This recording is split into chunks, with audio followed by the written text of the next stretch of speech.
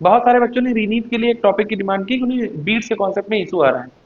तो बीट्स के कॉन्सेप्ट को हम लोग देखेंगे और कैसे उसका इस्तेमाल किया जा सकता है, उस पर एक छोटा सा प्रैक्टिस सेशन हम लोग करेंगे यहाँ। देखिए बीट्स क्या होती हैं, जब दो बहुत क्लोज्ड रेंज की वेव्स आपस में सुपर इम्पोज हो तो वो इस तरह से कुछ एक नई वेव तैयार करती हैं जिसकी इंटेंसिटी बढ़े और कुछ देर बाद घट जाए। तो ये जो बढ़ाव और घटाव होता है पर सेकंड में जितनी बार उसकी इंटेंसिटी मैक्सिमम होती है और मिनिमम हो जाती है, इसको ही हम कह देते हैं बीट फॉर्मेशन। और पर सेकंड में होने वाले इस उतार चढ़ाव की फ्रीक्वेंसी को हम लोग बीट फ्रीक्वेंसी कहते हैं। अगर हम देखें तो दो वेव जो बहुत फ्रीक्वेंसी जिनकी बहुत क्लोज है, एम्पलीट्यूड भी लगभग बराबर है, तो ऐसी दो वेव्स जब सुपर इम्पोज होंगी तो ट्रिग्नोमेट्रिक रूल्स के अकॉर्डिंग जब इन्हें सुपर इम्पोज करके एक नई वेव तैयार करेंगे तो हम लिखेंगे ए कॉमन ले लेते हैं, sine omega one t plus sine omega two t. Sine C plus sine t trigonometric formula use करेंगे और हमारा रिजल्ट आ जाएगा two a sine omega one plus omega two by two into t into cos omega one minus omega two into t divided by to.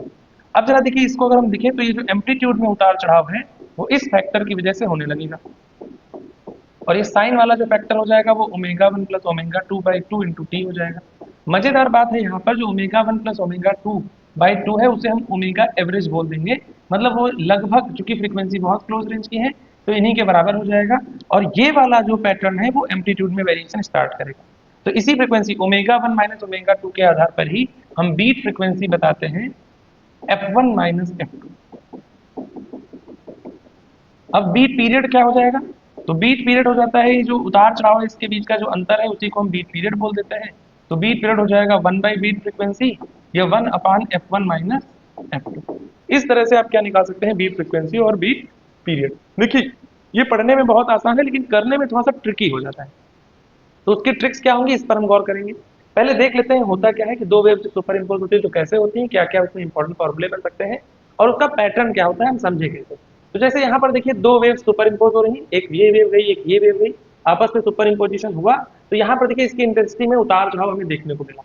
दो बार ऐसा देखने को मिल रहा है कि ये मैक्सिमम बन जा रहा है, दो बार देखने को मिल जा रहा है कि मिनिमम बन जा रहा है। ठीक है, तो ये जो उतार चढ़ाव आवाज कभी आएगी कभी जाएगी। आपने ऐसा देखा होगा कि जब बहुत दूर से कई सारे लाउड स्पीकर बज रहे होते हैं, आप शांत माहौल में उन्हें सुनते हैं तो एक बार आवाज सुनाई देती है फिर नहीं सुनाई देती है, फिर सुनाई देती है फिर नहीं सुनाई देती है।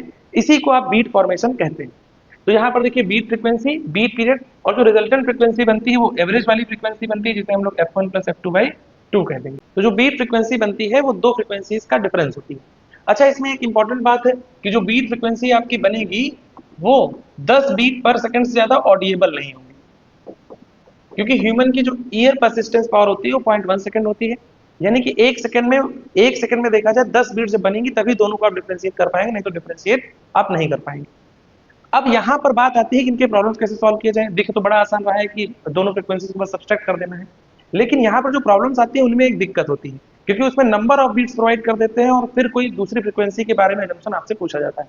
तो जो दूसरी कंडीशन दी जाती है उसके आधार पर आप एग्जैक्ट आंसर कैसे निकालेंगे इस पर हम बात करेंगे प्रैक्टिस सेट से। तो अगर प्रैक्टिस की बात कही जाए तो देखिए इसमें क्या क्या रहेगा हमारे पास, सीधा प्रॉब्लम से लेकर डिस्कस करते हैं।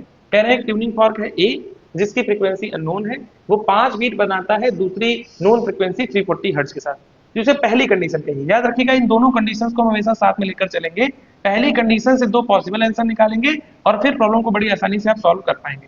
जैसे एफ ए देखा जाए तो अननोन है लेकिन एफ ए बी के साथ 340 हर्ट्ज बना रहा है, तो ये संभावना है कि एफ ए की वैल्यू और एफ बी का जो अंतर है वो कितना होना चाहिए, 5 होना चाहिए।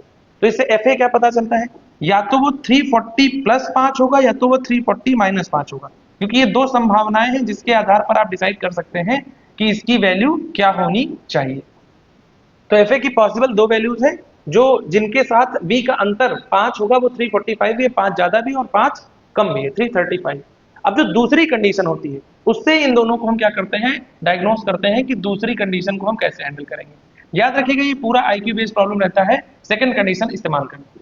तो कह रहे हैं कि जब एक फॉर्क ए को फाइल किया जाए तो ट्यूनिंग फॉर्क में आप एक बात जान लीजिए कि जब फाइलिंग की जाती है तो फ्रीक्वेंसी बढ़ जाती है, इसी तरह से बैक्स लोडिंग की जाए तो फ्रीक्वेंसी घट जाएगी, यानी कि फ्रीक्वेंसी ए बढ़ गई होगी। तो फ्रीक्वेंसी ए बढ़ने के बाद क्या हुई होगी, फ्रीक्वेंसी ए अगर 345 पॉसिबिलिटी लेते हैं तो 346 हो जाएगी, 347 हो जाएगी, 348 हो जाएगी, आपको ऐसे चुन लेना है।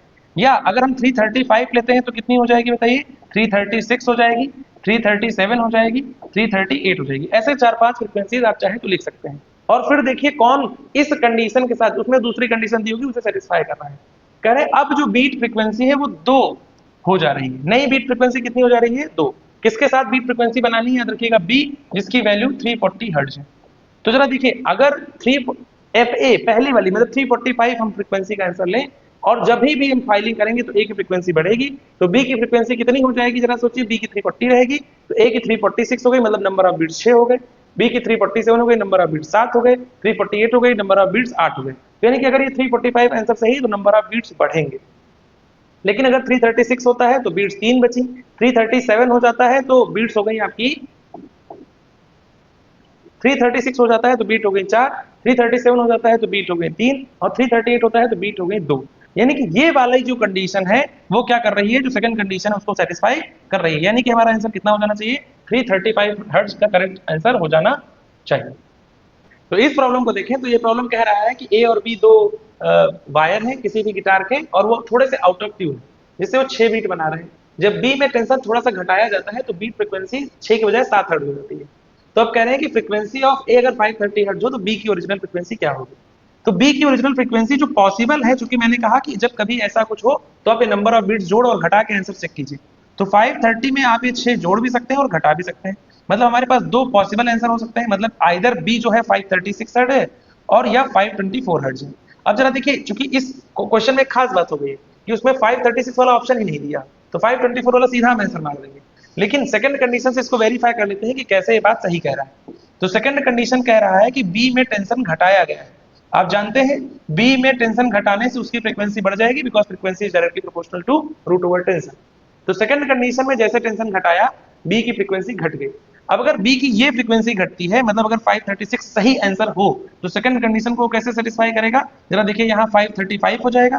अब ये 530 के साथ जब बीट बनाएगा तो कितना बनाएगा? जरा देखिए, एफ ए यहाँ लिखे, देखिए 530 तो 5 बीट बनाएगा, और घटा दीजिए तो 534 हो जाएगा। अब ये 4 बीट बनाएगा, और घटा दीजिए तो ये 533 हो गया। अब जरा देखिए, इसमें 3 ही बीट हो गई, तो नंबर ऑफ बीट्स घट रही है, जबकि नंबर ऑफ बीट्स को बढ़ाना है। तो 524 हर्ट्ज वाला ऑप्शन अगर सही हो तो यहाँ इसकी फ्रीक्वेंसी घटने पर ये 523 हर्ट्ज हो जाएगा, मतलब 7 बीट बनाएगा, और इसी समय क्या हो जाएगा? याद रखिएगा, आंसर हो जाएगा। That means 524 hertz second condition को करेक्टली क्या कर रहा है? सेटिस्फाई कर रहा है। That's why our answer is 524 hertz. इस क्वेश्चन में सेकंड कंडीशन को वेरीफाई करने की कोई जरूरत नहीं है। देखिए, सिमिलर क्वेश्चन फिर से हमें देखने को मिल रहा है। करेंगे, दो गिटार स्ट्रिंग्स हैं ए और बी, वो कोई नोट प्ले कर रही है धा, ठीक है, तो नोट प्ले कर रही है धा, और उस समय कह रही है कि थोड़ा सा आउट ऑफ ट्यून है, जिससे 5 हर्ट्ज की बीट फ्रीक्वेंसी जनरेट हो रही है। बी के टेंशन को थोड़ा सा बढ़ाया गया, देखिए उसमें घटाया गया था, इसमें बढ़ाया गया, तो बीट फ्रीक्वेंसी अब 3 हर्ट्ज की, मतलब डिक्रीज होकर 3 हर्ट्ज, पहले 5 अब 3 हो गई। करें, ओरिजिनल फ्रीक्वेंसी ऑफ बी क्या होगी अगर ए की फ्रीक्वेंसी 427 हर्ट्ज है? तो फ्रीक्वेंसी ऑफ ए हमें दे दी है उसने 427 हर्ट्ज। ये शुरुआत पहली कंडीशन लगाते हैं, तो फर्स्ट कंडीशन के अकॉर्डिंग ये जो है 5 हर्ट्ज बनाएगा। तो अगर 5 हर्ट्ज बना रहा है तो उस सिचुएशन में क्या हो जाएगा? फ्रीक्वेंसी ऑफ बी, तो या तो 427 से 5 ज्यादा होगा या तो 5 कम होगा। That means our answer is 420, 432 और 422। ये दो पॉसिबल आंसर्स हो सकते हैं, 422 हर्ट्ज। अब कह रहे हैं कि जो बी है उसमें आपने टेंशन को क्या कर दिया है? रूट ओवर टेंशन फिर से, अब टेंशन को थोड़ा सा घटाया गया है, जिससे बीट फ्रीक्वेंसी 3 हर्ट्ज हो गई। तो टेंशन घटाने का मतलब, सॉरी, टेंशन को थोड़ा सा बढ़ाया गया है, तो टेंशन बढ़ाने का मतलब फ्रीक्वेंसी का बढ़ जाना, फ्रीक्वेंसी का बढ़ना मतलब बी की फ्रीक्वेंसी बढ़ गई। तो अगर 432 हमारा करेक्ट आंसर होता तो 433 हो जाएगा, या 434 हो जाएगा, ऐसा कुछ। यहाँ बढ़ेगी फ्रीक्वेंसी तो 423 हो जाएगा, 424 हो जाएगा, ऐसा कुछ हो जाएगा। अब कह रहे हैं कि 3 बीट्स बना रहा है, तो बताइए हमारी फ्रीक्वेंसी 427 है, 427 के साथ अगर 432 सही आंसर होता तो नंबर ऑफ बीट चूंकि बढ़ रही है, मतलब फ्रीक्वेंसी बढ़ रही है, तो नंबर ऑफ बीट्स भी बढ़ना शुरू हो जाएगा। अगर हम 422 हर्ट्ज लेते, देखिए 423 हो गया, 427 के साथ 4 बीट बनाएगा, 424 हो गया, अब ये 427 के साथ कितनी बीट बनाएगा? 3 बीट बनाएगा। तो ये वाला आंसर हमें क्या कर रहा है? याद रखिएगा, करेक्ट तरीके से सेकंड कंडीशन को होल्ड कर रहा है, इस वजह से ऑप्शन ए क्या हो जाएगा? करेक्ट चॉइस बन जाएगा। सेकंड कंडीशन करेक्ट चॉइस देती है, पहली कंडीशन 2 आंसर देती है। अगर हम इस प्रॉब्लम को देखें तो फिर से ट्यूनिंग फॉर्क की प्रॉब्लम दिख रही है। कह रहे हैं कि 2 ट्यूनिंग फॉर्क अगर आपस में साउंड किए जाते हैं, एक साथ साउंड किए तो 4 बीट बनाते हैं। अगर कह रहे हैं some tape is attach to prong of fork 2, तो याद रखिएगा जो फॉर्क 2 है उसके प्रॉन्ग में हमने क्या कर दिया? कुछ टेप लगा दिया है, मतलब वैक्स लोडिंग जैसा कुछ है, तो उसकी फ्रीक्वेंसी घट गई होगी। अब कह रहे हैं ट्यूनिंग फॉर्क फिर से बजाए जाते हैं तो 6 बीट बनाते हैं, तो frequency of fork 1 is 200 hertz, तो ओरिजिनल फ्रीक्वेंसी ऑफ फॉर्क 2। तो बताइए फ्रीक्वेंसी ऑफ 1 हमें कितना दे दिया है, 200 हर्ट्ज। पहली कंडीशन लिखिए, फर्स्ट कंडीशन हमेशा याद रखिए, फर्स्ट कंडीशन कहती है कि इसमें 4 बीट बन रहे हैं, तो F2 माइट बी 204 हर्ट्ज और 196 हर्ट्ज। अब कह रहे हैं कि हमने क्या किया है, दूसरे वाले में कुछ टेप लगा दिया है। टेप लगाने का मतलब फ्रीक्वेंसी का घट जाना। कोई भी ऐसी कंडीशन देगा जो बताएगा कि दूसरी कंडीशन में आइदर फ्रीक्वेंसी बढ़ रही है और फ्रीक्वेंसी घट रही है। तो टेप लगाने का मतलब क्या होगा, फ्रीक्वेंसी का घटना, second frequency form. Second frequency के सेकंड फॉर्म की फ्रीक्वेंसी घट जाएगी, तो घटने के बाद ये क्या होगी बताइए, 203 इधर से 195। अब इसको सॉल्व करेंगे तो देखिए 202 हो जाएगी, ये 194 हो जाएगी। अब देखिए हमारी कंडीशन कौन सेटिस्फाई कर सकता है, तो जरा देखिए हमारी फ्रीक्वेंसी 200 हर्ट्ज थी, तो 200 के साथ ये 3 बीट बनाएगी, कह रहे हैं नंबर ऑफ बीट 6 बननी चाहिए, तो 200 के साथ ये 3 बीट बनाएगी, ये 2 बीट बनाएगी, अब इधर देखिए ये 5 बीट बनाएगा और ये 6 बीट बनाएगा, यानी कि 196 हर्ट्ज हमारी क्या हो जाएगी, करेक्ट चॉइस हो जाएगी। लेकिन एक बात यहां पर और ध्यान रखिएगा, इस क्वेश्चन में जब ये ऊपर वाली फ्रीक्वेंसी घटती है तो ये घट के कभी कभी यहां पर भी आ सकती है, आपके 194 पे भी आ सकती है। तो अगर ये आंसर ना हो तो 200 हर्ट्ज वाला भी सही माना जा सकता है, ये मल्टीपल चॉइस हो तो ये वाला आंसर भी आप क्या कर सकते हैं, करेक्ट चॉइस में ले सकते हैं। दोनों ही आंसर यहाँ पर क्या किए जाएंगे, सही माने जा सकते हैं, लेकिन सिंगल चॉइस में हम इसको सी वाले ऑप्शन को ज्यादा करेक्ट मानकर आंसर बना लेंगे।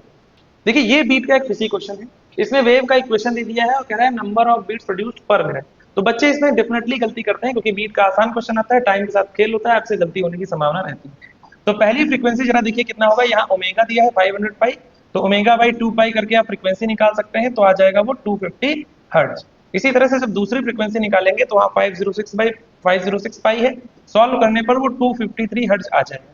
अगर हम बीट फ्रीक्वेंसी की बात करें तो दोनों का डिफरेंस यानी कि 3 हर्ट्ज या 3 बीट्स पर सेकंड प्रोड्यूस होगा, तो तुरंत आंसर में दिमाग जाता है कि सी वाला हो जाएगा, लेकिन ऐसा नहीं है, इन्होंने पर मिनट का खेल कर दिया है यहाँ पर। तो पर मिनट की बात कही जाए तो इसको 60 से मल्टीप्लाई करें, बीट्स पर मिनट की बात करते हैं तो हम क्या करेंगे, 3 into 60, that means 180 beats per minute यहाँ पर प्रोड्यूस होंगे, और ऑप्शन क्या होगा, नियर बाई वाला सी के बी वाला आंसर करेक्ट चॉइस बनेगा। देखिए अगर इस तरह का कोई क्वेश्चन आता है ट्यूनिंग फॉर्क के जिसमें मल्टीपल सीरीज बनी होती है तो उसे कैसे हैंडल करेंगे हम लोग। कह रहे हैं कि 20 ट्यूनिंग फॉर्क का सेट किया गया है और उसमें इंक्रीजिंग फ्रीक्वेंसी है, मतलब जो फ्रीक्वेंसी पहले वाले की है ट्यूनिंग फॉर्क में वो फ्रीक्वेंसी बढ़ती चली जा रही है, इंक्रीज कर रही है, मतलब 2 की फ्रीक्वेंसी ज्यादा होगी और 1 की फ्रीक्वेंसी कम है। इस तरह से ऐसे 20 ट्यूनिंग फॉर्क्स लगा दिए गए हैं। अब कह रहे हैं कि जो हर एक फॉल्क है वो 4 बीट बना रहा है और बढ़ता हुआ है, तो यानी कि हम इसकी फ्रीक्वेंसी f माने तो इससे 4 बीट ज्यादा बना देगा, मतलब f+4 हो जाएगा, दूसरे वाले में f+4, तीसरे वाले में f+8 हो जाएगा। तो इस तरह से देखिए पहले वाले में 4 नहीं जुड़ रहा है, दूसरे वाले में एक बार 4 ऐड हो रहा है, फिर तीसरे वाले में देखा जाए तो 2 बार 4 ऐड हो रहा है, तो आखिरी वाले में देखा जाए तो 19 टाइम्स ऑफ 4 ऐड होगा। ये हमारी लास्ट वाली ट्यूनिंग फॉर्क की क्या होगी, फ्रीक्वेंसी होगी, एक कम होकर ऐड हो रहा है। अब कह रहे हैं जो लास्ट की ट्यूनिंग फॉर्क की फ्रीक्वेंसी है वो पहले वाले की डबल है। बस इसी आधार पे हम आंसर बना देंगे कि f+19 इंटू 4 को आप बराबर कर दें 2 टाइम्स ऑफ फर्स्ट, और आंसर आ गया हमारा। इसको मल्टीप्लाई करें, देखिए 76 आ गया, is equal to 2f minus f कर दिया गया, आंसर आ गया f की वैल्यू 76 हर्ट्ज, और यही हमारा आंसर हो जाएगा।